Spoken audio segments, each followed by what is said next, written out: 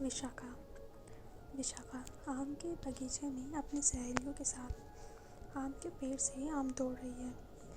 वो एक के बाद एक निशाने लगाए जा रही है और आम जमीन पे।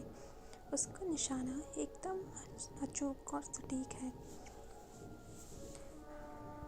सभी सहेलियाँ उस मिल के उसे बता रही हैं कि अरे विशाखा इधर है, इधर, अरे उधर है, उधर। विशाखा एक के बाद एक निशाने पे निशाने लगाए जा रही है और आम गिरते जा रहे हैं। ढेर सारे आम टूट जाने के बाद सभी मिलकर उसे खाने लगते हैं मज़े से। सभी खा रहे होते हैं पर विशाखा की नज़रें कहीं दूर गुम हो गई थी और वह कुछ सोचने लगी थी कि तभी शिवानी की आवाज़ ने उसकी सोच में खलल डालते हुए बोली। शिवानी बोली, विशाखा तुम नहीं खाओगी? तो विशाखा ने बोली, नहीं, हम नहीं खाएंगे, तुम लोग खाओ। कुछ ही देर में आम ख़त्म हो जाने के बाद सभी ने हाथ पैर धोया। उसके बाद सुगंधा ने कहा, दीदी घर चले? विशाखा ने कहा, हाँ चलते हैं। सब लोग अपने अपने घर की तरफ बढ़ गए। घर पहुंचने के बाद विशाखा के पापा बोलते हैं, आ गई तुम दोनों, चलो जाओ हाथ पैर धो के आ जाओ, खाना रेडी है तो साथ में खाते हैं। इतना बोल के विशाखा के पापा अंदर की ओर चले गए और विशाखा की माँ को बोले, चलो सब कोई खाना खाते हैं, बहुत भूख लगी है। विशाखा और उसकी बहन सुगंधा दोनों ही हाथ मुँह धोने चली गई। और वो हाथ मुँह धो के फ्रेश होके आई, फिर सभी ने साथ में खाना खाया।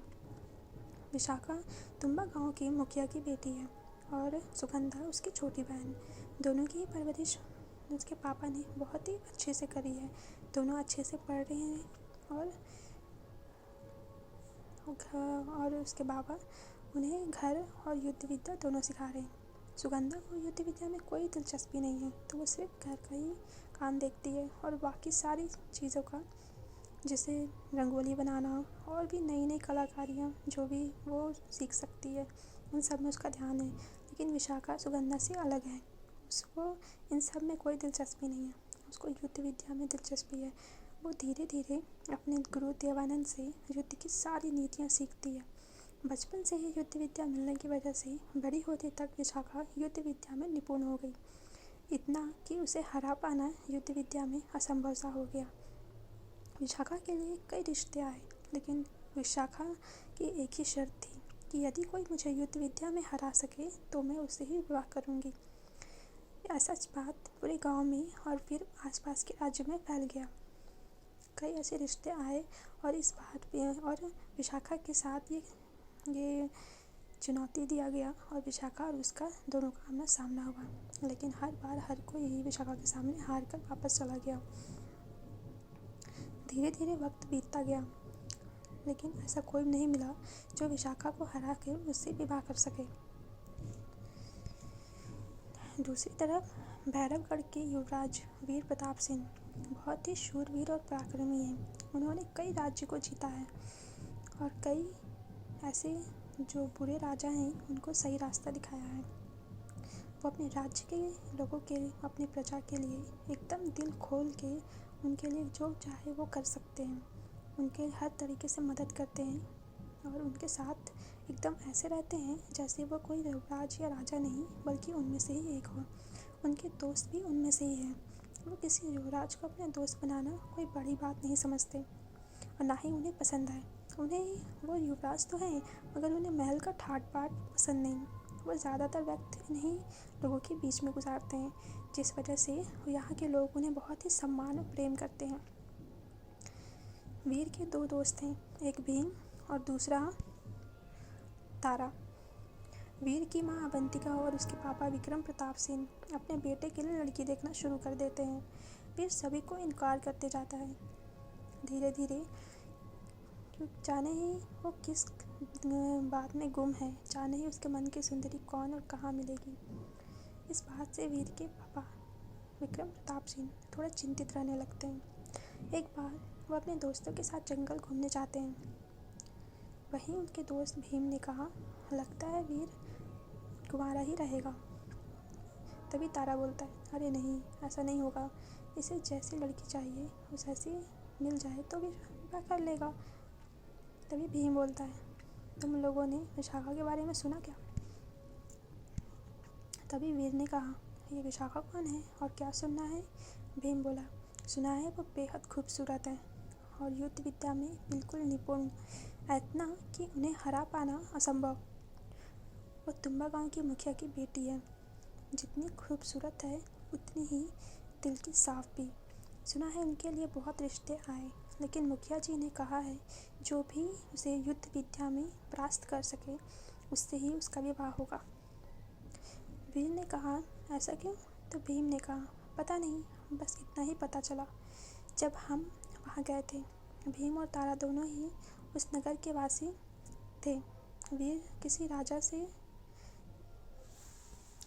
की नहीं, बल्कि अपने आम प्रजा के ही दोस्त, अपने आम प्रजा से ही जैसे दोस्त करता था, इस वजह से वो उन लोगों से मिलता था।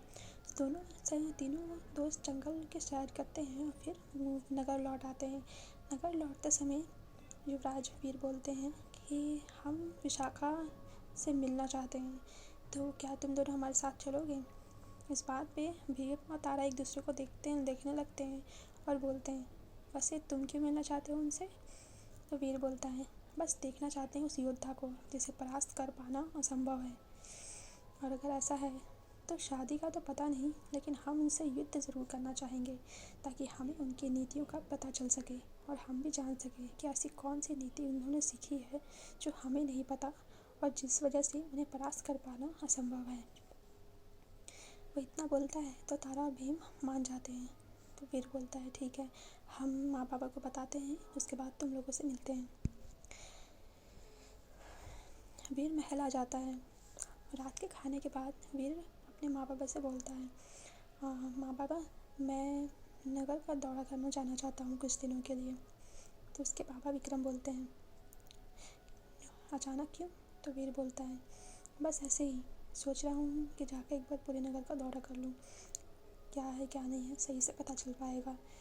राजा बनने से पहले मुझे अपने नगर के और बाकी जगहों के बारे में अच्छी जानकारी होनी बहुत ज़रूरी है। विक्रम को वीर की ये बात सही लगती है तो वो मान जाते हैं। दूसरे दिन वीर, भीम और तारा तीनों ही तुम्बा गांव के लिए निकल जाते हैं। तुम्बा गांव पहुंचते हैं तो देखते हैं कि पूरा गांव सजा हुआ है और सब लोग बस सजने संवारने के लिए ही काम कर रहे हैं। कोई फूलों का माल लगा रहा है तो कोई कुछ कर रहा है। वीर और उसके दोस्त ये सब कुछ देख के दंग रह जाते हैं।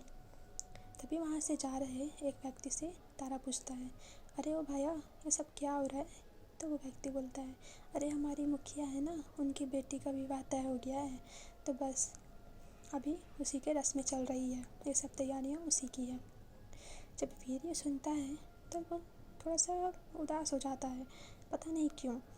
उसके बाद फिर भीम बोलता है, अच्छा तो शादी तय हो गई? तो वो आदमी बोलता है, हाँ हाँ हो गई है, तो बस वही सब हम सब उसी की तैयारी में लगे हुए हैं। हम सब तो बहुत खुश हैं कि चलो शादी तो हो गई तय। इस बात पे उसके बाद जितना बोल के वो व्यक्ति वहाँ से निकल जाता है। इधर वीर, तारा और भीम एक दूसरे को देखते लगते हैं कि तभी वीर बोलता है, भले ही उनकी शादी तय हो गई हो और शादी होने वाली हो, फिर भी हम उस पराक्रमी विशाखा जैसे ज़रूर मिलना चाहेंगे। हम देखना चाहेंगे कि वो कैसी हैं और उनका युद्ध विद्या कैसा है। अगर उनके पास वक्त हो तो हम उनके साथ एक बार युद्ध करना चाहेंगे ताकि हम उनकी नीतियाँ देख और समझ सकें। भीम ये सब सुन के बोलता है, मुझे शायद आसान नहीं होगा, क्योंकि अभी जो रस्में शुरू है हमें लगता है कि वो अपने घर में ही इन सब कामों में ही व्यस्त होंगी। वीर बोलता है, वो तो हमें नहीं पता, अब जाके ही पता चलेगा। वो लोग विशाखा के घर की ओर बढ़ जाते हैं। रास्ते में पूछते हुए जाते हैं कि मुखिया के घर किधर है। लोग उन्हें बताते हैं और वो उस दिशा में बढ़ जाते हैं। मुखिया जी के घर पहुंचने के बाद सब लोग देखते हैं कि अंदर बहुत भीड़ जमी है और सब लोग हंस रहे हैं और गा रहे हैं। बीच में बैठी एक लड़की जिसकी मेहंदी लग रही थी, वो बहुत ही खूबसूरत दिख रही है और उसकी मेहंदी लगा रहे हैं और बाकी की औरतें बगल में बैठकर गीत गा रही हैं। तभी भीम बोलता है, अरे ये तो लगता है उनकी छोटी बहन है। सुगंधा। तो वीर बोलता है ये विशाखा नहीं है। तो भीम बोलता है अरे नहीं, हमने उन्हें देखा है, ये उनकी छोटी बहन सुगंधा है, हो सकता है इनका शादी तय हुआ हो, लेकिन ये कैसे संभव है, बड़ी बेटी के होते हुए छोटी बेटी की शादी कैसे तय हो सकती है। वह इतना सोच ही रहा होता है कि वीर बोलता है अब वो तो नहीं पता, बाकी पता करना ही पड़ेगा कि ये सब चल क्या रहा है। वीर की निगाहें विशाखा को खोज रही थी, उसके अंदर की तड़प बढ़ गई थी विशाखा को देखने के लिए, क्योंकि जितना वीर ने विशाखा के बारे में सुना था उतना ही उसे देखने और उससे मिलने के लिए उसकी ख्वाहिश ज़्यादा हो रही थी। कि तभी एक तरफ तारा उंगली करते हुए कहता है वीर, भीम देखो विशाखा वहाँ है। वीर की नज़र एकटक उसकी तरफ घूमती है तो वह देखती है कि वो अपनी कुछ सहेलियों के साथ मिलकर फूलों की माला को लगाने का काम कर रही है। उसका मुंह दूसरी तरफ था जिस वजह से वो उसे देख नहीं पाता। पीछे से देखने से ही लहंगा, लंबे खुले बाल, गोरा रंग, वीर पीछे से देखकर ही पता नहीं क्या सोचने लगता है। तभी वो अचानक से पीछे मुड़ती है तो देखता है वीर जब उसके चेहरे को तो बस एकटक देखते रह जाता है और बोलता है कितनी खूबसूरत है ये। तभी विशाखा नीचे उतरती है अपनी सहेलियों के साथ और बाकी जगह के बारे में बातें करने लगती है। उसकी बातें वीर सुन तो नहीं पा रहा था, बस उसकी हरकतें देख के उसे पता चल रहा था कि वो फूलों को और कहाँ कहाँ लगाना है इस बारे में बात कर रही है। विशाखा ज़्यादा हंसती नहीं है, वो सिर्फ बोलती है और बाकी लोग सुनते हैं। बाकी सब उसकी बातों पे ज़रूर हंस देते हैं मगर वो नहीं हंसती। विशाखा जाने लगती है कि तभी एक छोटी बच्ची उसे टकरा जाती है। वो छोटी बच्ची को संभालते हुए बोलती है अरे अरे कहाँ जा रही हूँ इतनी जल्दबाजी में। तो वो बच्ची बोलती है विशाखा दीदी, ये जो है ना मेरे बालों में लगा दीजिए ना। तो विशाखा उसके हाथ से गुलाब का फूल लेती है और उसके बालों में लगा देती है और बोलती है आप तो बहुत प्यारी लग रही हैं। तो इतने में छोटी बच्ची बोलती है बिल्कुल आपकी तरह। तो विशाखा वो स्माइल कर देती है। जब वो विशाखा स्माइल करती है तो ये देखता है कि उसकी स्माइल बहुत ही प्यारी है। जब से वीर ने विशाखा को देखा था बस उसे ही देखता जा रहा था। भीम और तारा जो भी बातें कर रहे थे उसे कुछ सुनवाई नहीं दे रहा था। तभी भीम ने वीर को हिलाते हुए बोला अरे वीर कहाँ खो गया, अब देखते ही देखते सारी बातें कर लेगा क्या या जाके बात करेगा। तो वीर बोलता है अभी तो पूरे शादी के रस्मों में बिजी हैं, मुझे नहीं लगता कि अभी बात हो पाएगी। तो तारा बोलता है वैसे वीर को देख के लगता है कि विशाखा पसंद आ गई है, तब से देखो घूरे जा रहा है विशाखा को। वीर इधर उधर देखता है और तारा को मुक्के मारते हुए बोलता है तुमने ज़्यादा मत बोलो। जब विशाखा के पापा दयानंद वीर और उसके दोस्तों को देखते हैं तो पूछते हैं आप लोग कौन हैं। तो भीम बोलता है हम नदी के दूसरी तरफ वाले गांव से आए हैं। तो उसके विशाखा के पापा बोलते हैं अच्छा ठीक है, तो आप लोग हमारे यहाँ अतिथि हैं, आप लोग देख लीजिए, आपको किसी चीज़ की कमी हो तो बताइएगा। तो तारा बोलता है अरे नहीं नहीं, अगर आप हमारे लायक कोई काम है तो बता दीजिए, हम वो कर देंगे। तो विशाखा के पापा मना करते हुए बोलते हैं अरे नहीं नहीं, इसकी ज़रूरत नहीं होगी, यहाँ सब लोग हैं वो सब देख लेंगे। उसके बाद वीर देखते हैं कि वो दूसरी तरफ टहलते हुए निकल चला जाता है जिधर विशाखा का सुगंधा का कमरा होता है। सुगंधा अपने सहेलियों के साथ बैठी होती है, उसकी सहेलियाँ उसे छेड़ रही होती है कि तुम्हारी मुलाकात पहली बार कुमार से कहाँ हुई थी। तो सुगंधा बताना शुरू करती है एक बार वो और उसकी कुछ सहेलियाँ जंगल की ओर निकली थी तब घूमने के लिए। वहाँ जंगल के बीचों बीच एक तालाब है जहाँ का नज़ारा बहुत ही खूबसूरत है। सुगंधा अपने सहेलियों के साथ अक्सर वहाँ घूमने जाया करती है। इस समय काफ़ी समय के बाद उन लोग गए वहाँ घूमने के लिए। अब शादी होने वाली थी तो उसकी सहेलियों ने उसके साथ छेड़ना शुरू कर दिया। तो सुगंधा बताना शुरू की कि वो लोग वहाँ घूमने गए और वहाँ बैठे। कुछ टाइम व्यतीत करने के बाद और हंसी ठिठोले करने के बाद सुगंधा की सहेली स्वयंवानी ने कहा कि चलो आज बहुत समय हो चुका है तो कुछ अभ्यास करते हैं। इतना बोल के वो खड़ी होती है, सुगंधा भी खड़ी होती है, दोनों अपना अपना तलवार निकालती हैं और उनका अभ्यास शुरू हो जाता है। सुगंधा भी तलवारबाजी सीखी होती है, उसको अपनी आत्मरक्षा के लिए सीखना होता है। सुगंधा तलवारबाजी तीर कमान में बहुत अच्छी होती है। दोनों का अभ्यास शुरू होता है और उसके पीछे बैठी तीन उनकी सहेलियाँ ताली बजाती हुई बोलती हैं, चलो देखते हैं आज कौन जीतता है, सुगंधा या सुकन्या। तभी सुकन्या बोलती है, देख लेना हम ही जीतेंगे। सुगंधा बोलती है, देखते हैं। कुछ समय के बाद सुगंधा सुकन्या को हरा देती है और तभी पीछे बैठी राधा बोलती है, इस बार भी सुगंधा जीत गई। उसके बाद अचानक ही उन लोगों को कुछ हलचल होती है तो सुगंधा बोलती है, सावधान। सभी लोग सावधान हो जाते हैं तो झाड़ियों के पीछे से कुमार अपने दोस्तों के साथ बाहर आता है। कुमार एक टक नज़र से सुगंधा को देख रहा होता है। सुगंधा सहम जाती है। सुकन्या पूछती है, कौन है आप और यहाँ क्या कर रहे हैं? कुमार बोलता है, हम यहाँ से गुजर रहे थे तो हमने इनको देखा। ये कौन है और आप लोग यहाँ क्या कर रही हैं? कुमार के ऐसे पूछने पे सुकन्या उल्टा उससे सवाल पूछ बैठती है, हमारा छोड़िए, आप बताइए कि आप इधर क्या करने आए थे? कुमार बोलता है, मैं उधर उदयपुर के राजा नाहर सिंह का बेटा कुमार सिंह हूँ। मैं अपने दोस्तों के साथ इधर से गुजर रहा था कि मैंने इनको देखा। ये मुझे पहली ही नज़र में बहुत भा गई हैं। इनका क्या नाम है? सुगंधा कुछ बोलती नहीं है, बस चुपचाप खड़ी होती है। तो कुमार उनसे बोलता है, हम नहीं जानते कि आप कौन हैं, आपका नाम क्या है, मगर पहली बार किसी स्त्री को तलवार चलाते हुए देखे हैं। श्रृंगार और हाथ में तलवार दोनों बहुत ही अद्भुत हैं। हम आपसे कुछ कहना चाहते हैं, क्या आप हमसे विवाह करेंगी? जब वो ऐसा कहता है तो उसकी सहेलियाँ हंसने लगती हैं और सुकन्या बोलती है, बहुत देखे हैं ऐसे, अगर सच में विवाह करना चाहते हो तो तुम्बा गांव की मुखिया के घर आ जाना रिश्ता लेके। इतना बोल के वो सुगंधा और बाकी लोगों के साथ वहाँ से चली जाती है। सुगंधा पीछे मुड़ के देखती है तो कुमार उसे ही देख के मुस्कुरा रहा होता है। वो लोग घर पहुँचते हैं और इस बात को एक हफ्ता बीत जाता है। कुमार की कोई खबर नहीं आती है। एक हफ्ता बाद सुगंधा अपने कमरे में बैठी होती है, तभी विशाखा आके बोलती है, सुगंधा चलो तुम्हें तैयार कर दूँ, मानी से तुम्हें बुला रही है। तो सुगंधा बोलती है, मुझे क्यों तैयार करेंगी आप? तो तभी उसकी माँ अंदर आती हुई बोलती है, बेटा तुझे देखने लड़के वाले आए हैं तो तुझे तैयार करके तेरे बाबू ने नीचे बुलाया है। तो सुगंधा बोलती है, लेकिन माँ अभी तो विशाखा दी की पहले शादी होगी ना। तो उसकी माँ बोलती है, अगर जो रिश्ता जिसके लिए पहले आएगा उससे पहले कर देंगे। इसमें भी सुगंधा को तैयार किया जाता है। फिर वो नीचे आती है। वो तैयार तो बहुत अच्छे से होके आती है पूरे साज श्रृंगार के साथ, लेकिन उसके चेहरे पे उदासी थी, पता नहीं क्यों। उसके बाद वहाँ पे सभी लोग बातें करते हैं, सुगंधा से उसकी बातें पूछते हैं, वो भी बताती है अपने जो रुचि है या जो भी उसने कुछ किया है।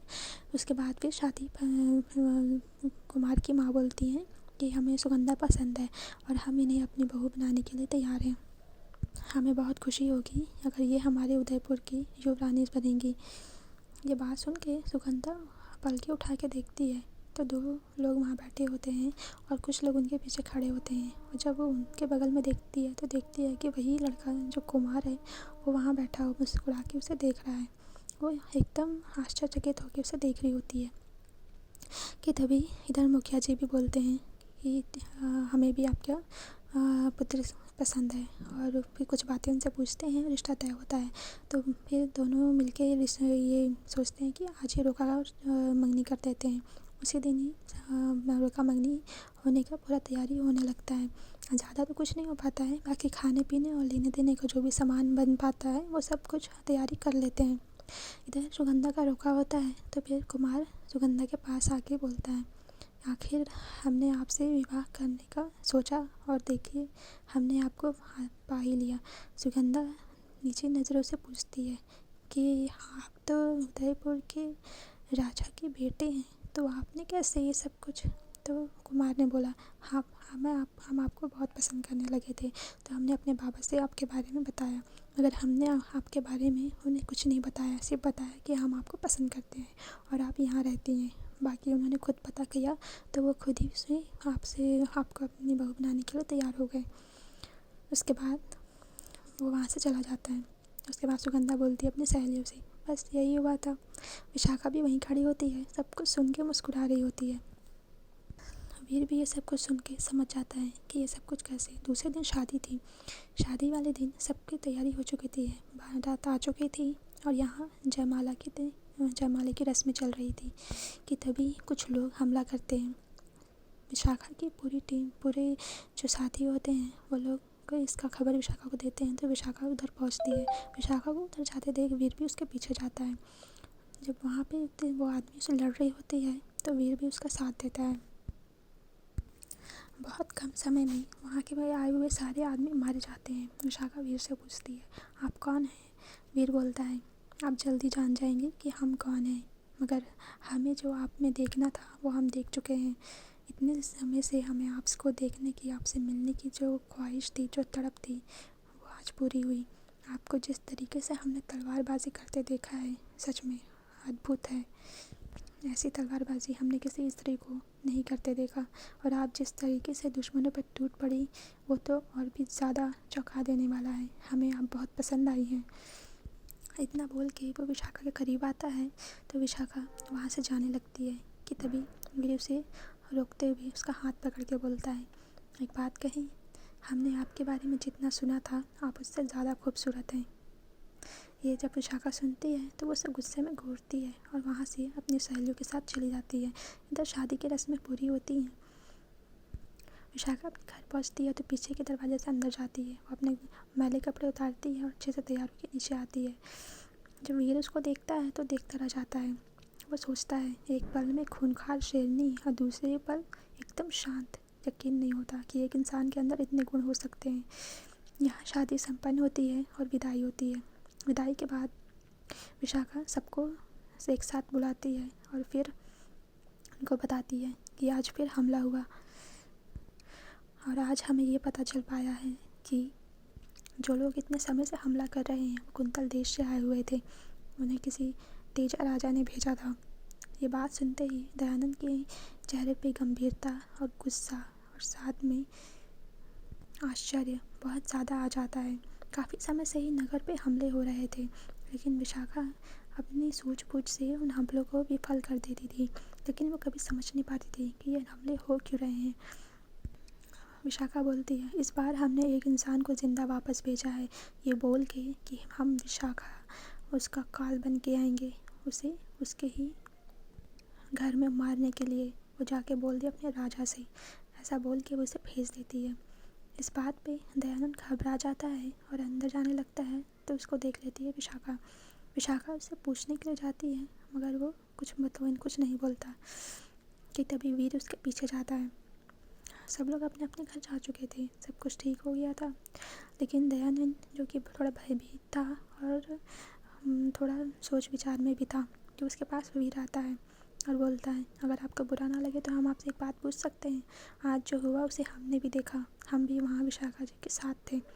क्या हम जान सकते हैं कि आप इस बारे में क्या जानते हैं? तो वो वीर को देख के बोलते हैं, तुम हो कौन और हम तुम्हें ये सब क्यों बताएं? तो वीर उसे बताता है, मैं भैरवगढ़ का राजा विक्रम प्रताप सिंह का बेटा वीर प्रताप सिंह हूँ। ये सुनते ही दयानंद उनके सामने झुक जाते हैं और बोलते हैं, आपने पहले क्यों नहीं बताया इस बात को? तो उसमें वीर उनको उठा के बोलता है, हम नहीं चाहते थे हमारे बारे में किसी को पता चले।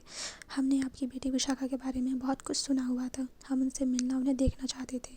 यहाँ आने के बाद हम उन्हें दिल दे बैठे। उनकी जो वीरांगना है और उनका तलवार चलाने का अंदाज़, उनका गुस्सा और उनका शांत, सब कुछ हमें पसंद आया। हम उनसे विवाह करना चाहते हैं, मगर इस बारे में हम बाद में बात करेंगे, क्योंकि पहले हमें उनका जो उन्होंने कहा है कि जो हमें इस चुनौती में पराजित करेगा वही हमारा हमसफ़र बनेगा, हम उस बात को पूरा करना चाहते हैं। लेकिन पहले आप ये बताइए कि आप इस बारे में क्या जानते हैं? दयानंद बोलते हैं, इसकी शुरुआत आज से 25 साल पहले हुई थी। कुंतल देश बहुत ही खूबसूरत है, उस पहाड़ियों से घिरा हुआ, वो ठंडा और बहुत ही देखने में सुंदर सा देश है। वहाँ की हवाएं ही अलग है, वहाँ के रहने वाले लोगों में से प्यार है, प्यार है। वो जगह इतनी खूबसूरत है कि कोई भी उस जगह को जीत के अपने राज्य में मिलाना चाहे। वहाँ के राजा रणविजय चौहान का वहाँ राज था। उनके ही दरबार में एक उनका एक दरबारी था, मुझसे वो सलाह मशवरा किया करते थे और मैं उनका बहुत ही अच्छा सेवक और उनका अनुयायी था। एक बार खबर मिली कि कोई तेजा नाम का राजा है जो उस देश को जीतना चाहता है। उसने युद्ध के लिए ललकारा था उसे अपनी शक्ति पे बहुत घमंड था। उसके घमंड को चूर करने के लिए रणविजय जी राजा रणविजय ने उनका जो युद्ध है उसका उस पत्र को स्वीकार किया और अपनी सेना का टुकड़ी लेकर मैदान में उतरे। युद्ध वो जीत गए और उसे मुँह की खानी पड़ी। ये बात वो बर्दाश्त नहीं कर पाया। उसने अपने सैनिकों के साथ मिलके जिस दिन विशाखा का जन्म हुआ था उस दिन महल पर हमला करने का सोचा। उसने अपने सैनिकों को हमारी आम जनता में मिलाकर महल के अंदर प्रवेश करवाया। कड़ी जांच पड़ताल के बावजूद ये गलती हो गई। विशाखा की माँ महारानी नंदिनी उस वक्त अस्वस्थ थी। विशाखा को जन्म देने के बाद वो बहुत कमज़ोर हो गई थी। वैद्य का कहना था कि शायद ही वो बच पाएंगे। ये सब कुछ चल ही रहा था कि तभी उनके सैनिक अंदर आके हमारे सैनिकों को मार के उनकी जगह ले लिए। ये सब कुछ हमें पता नहीं चल पाया था। कुछ ही देर में वहाँ पे मौत का तांडव शुरू हो गया। हमारे सैनिक मारे जा चुके थे और जो बचे थे वो बंदी बना लिए गए थे। नंदिनी की मौत की खबर मिली तो राजा रणविजय भी टूट गए। वो अपने सिंहासन पे अपनी बेटी को गोद में लिए बैठे बहुत ही उदास थे कि तभी उनके सामने तेजा आया और उसे ललकारते हुए बोला कि आखिर मैं इस जगह को जीत ही लिया। जैसे ही महाराज ने सभी को आदेश दिया उसे पकड़ने का तो तेजा हंसने लगा और बोला, ये तेरे नहीं मेरे आदमी हैं। और वहाँ उनके आदमियों ने महाराज को घेर के खड़े हो गए। वो विशाखा को अपने ही सिंहासन पर लिटाकर उनसे लड़ने गए।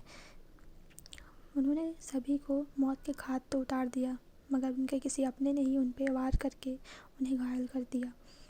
उनके छोटे सौतेले भाई की वजह से ही वो लोग इस महल में प्रवेश कर पाए थे और उसने ही राजगद्दी के लालच में आकर ये काम किया था। उस वक्त महाराज को तो मार ही दिया गया था, साथ ही उनके भाई को भी मार दिया गया और तेजा वहाँ का राजा बन गया। महाराज ने मरने से पहले विशाखा को हमें सौंप दिया और कहा इसे आप अपनी बेटी बना के पालें, लेकिन इसे कभी ना बताएं इस चीज़ के बारे में। विशाखा जैसे जैसे बड़ी होती गई हमारे यहाँ पे हमले होते गए, क्योंकि विशाखा अपने घर में रात के वक्त घर में कम और बाहर आम के बगीचे में आम के पेड़ पे ज़्यादा रहती थी। उसने ही सारे हमले को देखा और उसे रोका। उसी वजह से ही उसे युद्ध विद्या में इतनी दिलचस्पी हुई और उसे सीखा। हम ये सब कुछ जानते हैं, विशाखा ने हमें बताया नहीं। उसके मन में हमेशा ये सवाल रहा होगा कि ये सब कुछ क्यों है, लेकिन उसने कभी हमसे पूछा नहीं। उस दिन महारानी नंदिनी और महाराज रणविजय दोनों ही मारे जा चुके थे और विशाखा को आज तक ये बात पता ही नहीं और हमने भी महाराज के कहने की वजह से कभी बताया नहीं। आज उस इंसान को वापस भेजकर विशाखा ने सही नहीं किया, क्योंकि अब युद्ध होगा और वो कोई छोटा नहीं बहुत बड़ा होगा।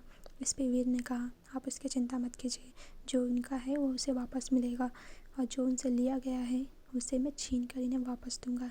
बाहर खड़ी विशाखा जब ये सब कुछ सुनती है तो गुस्से में अपनी मुट्ठी भींच लेती है। उसकी आंखें आंसुओं से भीग गई थी, उसका पूरा चेहरा आंसुओं से भीग गया था। इस बात से वह गुस्सा थी कि उसके पापा ने कभी उसे ये सब बातें नहीं बताई। कि तभी वो अंदर आती है तो उसके बाबा उसे देख के समझ जाता है कि वह सब कुछ सुन चुकी है, क्योंकि उसका चेहरा देखकर ही समझ में आ रहा था। उसके बाबा बोलते हैं, बेटा। कि तभी विशाखा बोलती है, बाबा आपने कभी मुझे ये सब कुछ क्यों नहीं बताया। तो दयानंद बोलते हैं, हम नहीं चाहते थे, क्योंकि महाराज ने कहा था कि हम तुम्हें ये सब कुछ ना बताएं। तो फिर विशाखा बोलती है, मैं अपना सब कुछ वापस लूँगी उस इंसान से और उसके महल में अपना महल, अपना राज्य और सब कुछ उसे उसकी किए की सज़ा दे के। वीर बोलता है, आप ये सब कुछ अकेले नहीं करेंगे, हम आपके साथ हैं। विशाखा बोलती है, माफ़ कीजिएगा मगर हमें आपकी कोई ज़रूरत कोई आवश्यकता नहीं है। वीर उसका हाथ पकड़ के बोलता है, आपकी चुनौती तो हम जीत ही जाएंगे, लेकिन उससे पहले हम आपका दिल जीतना चाहते हैं। हम चाहते हैं कि हम आपको आपकी चुनौती से नहीं आपके दिल से जीतें। इधर वीर के मिलने के लिए उसके राज्य का कोई दूत आया था, जो उसे बताता है कि काफ़ी समय हो चुका है, महाराज आपको याद कर रहे हैं, उन्होंने संदेश भिजवाया है कि आप जल्द से जल्द वापस महल चलें। तो वीर उसे एक पत्र लिखकर वापस भेज देता है। पत्र विक्रम प्रताप को मिलते ही विक्रम प्रताप पढ़ता है, प्रणाम, हम यहाँ तुम्बा गांव के मुखिया के यहाँ रुके हुए हैं। हमें आपकी आवश्यकता है। कुंतल देश पे आक्रमण करने के लिए सेना के टुकड़े तैयार कीजिए। बाकी सारी बातें हम आपको आगे बताएंगे। ये बात पढ़ते ही वो थोड़ा चौंक जाता है, लेकिन कहे अनुसार वो काम चालू कर देता है। यहाँ तैयारी पूरी हो चुकी थी। विशाखा भी अपने साथियों के साथ पूरी तरीके से तैयार हो चुकी थी। उसे रास्ता वीर दिखाता है। इधर विशाखा के टुकड़े वहाँ पहुँचती है और उधर विक्रम प्रताप सिंह अपने महल से अपने टुकड़े के साथ निकलने के लिए होता है। उसकी पत्नी थोड़ी आश्चर्य में थी कि जा कहाँ रहे हैं, तो वो विक्रम उन्हें बोलता है, आप हमसे कोई सवाल मत कीजिएगा, बस हम आपके पुत्र को वापस लेकर लौटेंगे। आप इतना जान लीजिए, बाकी आप प्रार्थना कीजिएगा। बोल के वो अपने सैनिकों के साथ निकलता है। वहाँ कुंतल देश में इस बात की कोई भनक नहीं थी, सिवाय इसके कि वो आने वाली है आक्रमण करने के लिए, लेकिन राजा इस बात को हल्के में ले लेता है। यहाँ सभी विशाखा के साथी वहाँ पहुँच चुके हैं और उनके सभी साथियों को घेर चुके हैं। इस बार विशाखा का दबदबा ज़्यादा था। इस बार विशाखा पूरे गुरूर और जोश के साथ शेरनी की तरह महल के अंदर जाती है और दहाड़ते हुए वहाँ के सभा कक्ष में पहुँच के चिल्लाती है, तेजा की बीवी मर चुकी थी, उसके 2 बेटे थे। उसके 2 बेटे, दोनों बेटे बाहर आते हैं, तभी विशाखा की सहेलियाँ जो थी उनसे ही वो मारे जाते हैं। तभी तेजा बाहर आता है तो वो देखता है कि सामने एक लड़की खड़ी है जो उसे ललकार रही है। वो उससे पूछता है, कौन है तू और तू यहाँ क्या कर रही है? तो विशाखा ने कहा, तेरे दूध ने नहीं बताया तुझे? तो तेजा हंसते हुए बोला, अच्छा तो वो तू है। मुझे तो लगा कि वो बस ऐसे ही किसी ने उसे मार पीट के भेज दिया वो वापस, हमें क्या पता था कि तू सच में है। विशाखा बोलती है, मैं उसी रणविजय चौहान की बेटी विशाखा चौहान हूँ। तो वो तेजा बोलता है, हम तो तुझे उस दिन ही मार देना चाहते थे, मगर पता नहीं तू कहाँ गायब हो गई थी। कोई नहीं, उस दिन ना सही आज तुझे ख़त्म कर देंगे।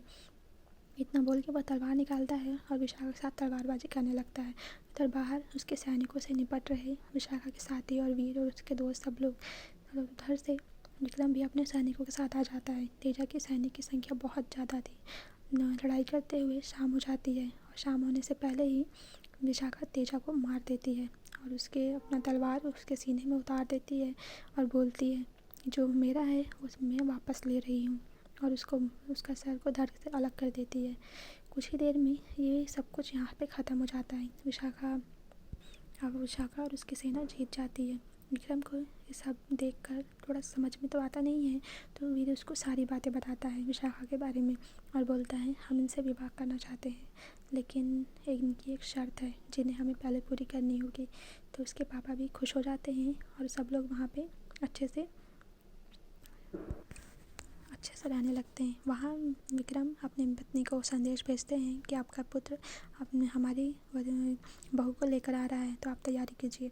उसकी जब पत्नी को पत्र मिलता है तो वो बहुत खुश होती है और तैयारी में लग जाती है।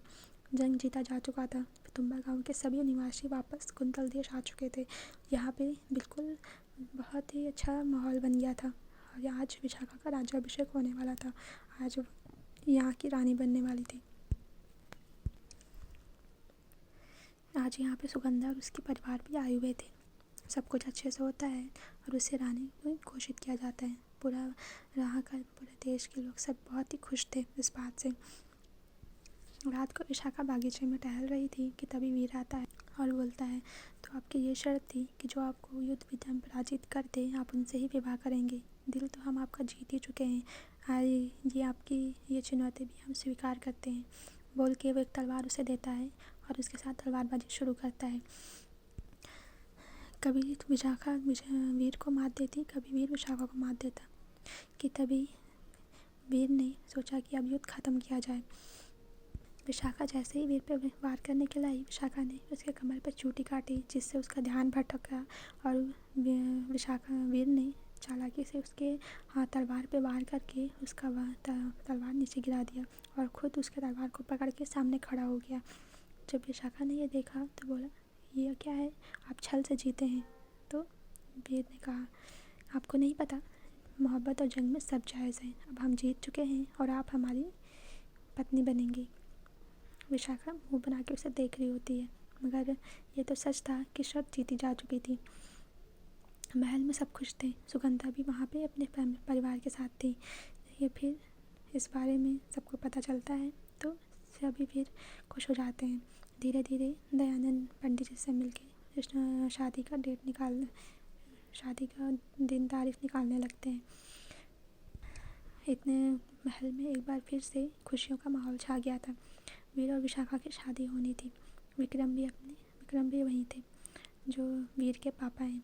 वहाँ पे विशाखा और वीर की शादी अच्छी तरीके से संपन्न होती है और उनकी विदाई होती है। महल का पूरा कार्यभार वो अपने पिता दयानंद को सौंप देती है और बोलती है, यदि हमारी जब भी कोई भी आवश्यकता हो आप हमें बता दीजिएगा। तो उसके बाद फिर वहाँ से उसकी विदाई होती है और वो वहाँ से भैरवगढ़ पहुँचती है। वहाँ उसका गृह प्रवेश होता है और फिर उसको अंदर लाया जाता है। जब उसका चेहरा देखती है तो वीर की माँ बोलती है, बहुत ही खूबसूरत है, हमने सोचा नहीं था कि आप जाएंगे तो विवाह करके आएंगे। वीर इस बात पे शर्मा जाता है तो उसकी माँ बोलती है, अच्छा चलो सब लोग अंदर आओ। इस तरीके से वीर और विशाखा की एक नई ज़िंदगी शुरू होती है। विशाखा का जो था वो उसने वापस हासिल किया। आखिरकार वीर को उसके सपनों की रानी मिल ही गई। सब ठीक हो जाता है। विशाखा भी अपने ससुराल आ जाती है, उधर सुगंधा भी अपने ससुराल चली जाती है।